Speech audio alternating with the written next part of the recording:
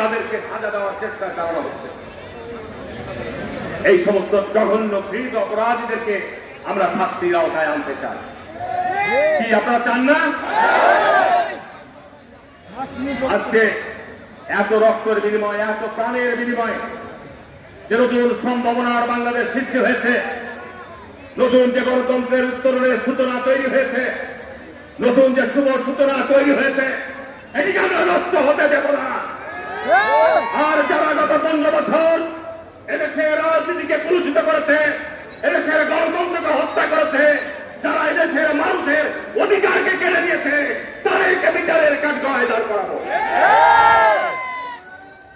ইতিমধ্যে দেখলাম যে বাংলাদেশের একটি রাজনৈতিক দল তারা বক্তৃতা দিয়ে বললেন